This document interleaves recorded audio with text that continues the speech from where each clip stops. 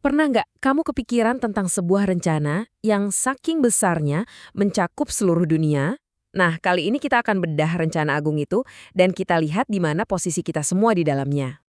Kita semua pasti pernah lihat gereja kan? Mungkin sering ke sana juga. Tapi pernah nggak sih kita berhenti sejenak dan bertanya, sebenarnya buat apa ya gereja itu ada? Yuk kita cari tahu jawabannya bareng-bareng.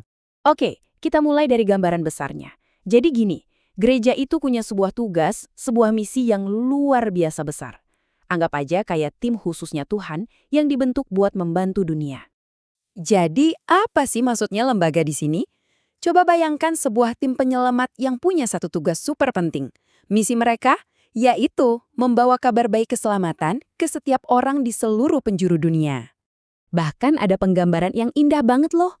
Dikatakan bahwa gereja adalah penyimpan kekayaan kasih karunia Kristus. Ini tuh ibaratnya, gereja adalah sebuah peti harta karun raksasa yang isinya penuh dengan kebaikan dan kasih Tuhan. Dan tentu saja, harta karun ini bukan buat disimpan sendiri, tapi untuk dibagikan.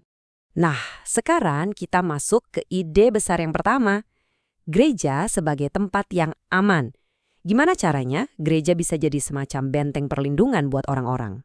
Coba deh bayangkan sebuah benteng yang super kokoh.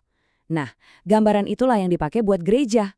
Sebuah tempat yang benar-benar aman di tengah dunia yang kadang terasa, ya, sedikit kacau.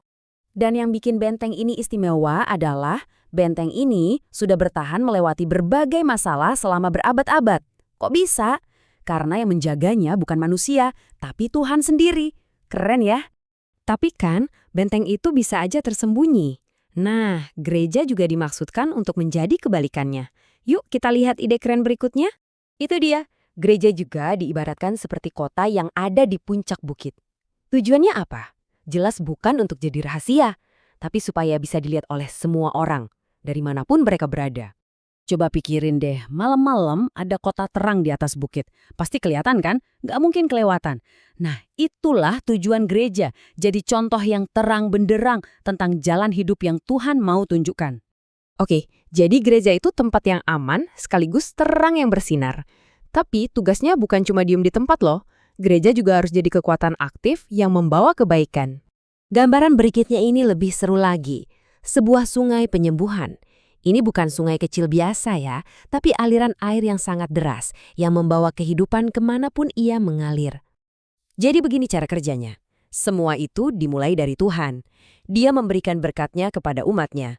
Nah, tugas mereka adalah menyalurkan berkat itu lagi ke orang lain, jadi seperti gelombang kehidupan yang membawa kesembuhan bagi dunia.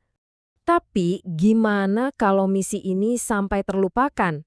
Nah, ada pelajaran berharga banget nih dari kisah bangsa Israel zaman dulu yang bisa jadi pengingat buat kita.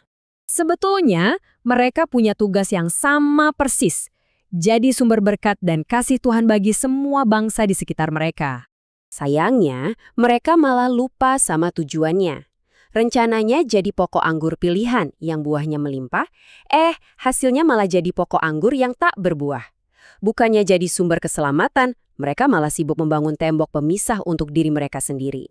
Intinya adalah mereka lupa kalau tujuan utama mereka itu untuk memberkati orang lain, bukan cuma menikmati berkat itu sendirian. Wah, ini pelajaran yang dalam banget ya buat kita semua.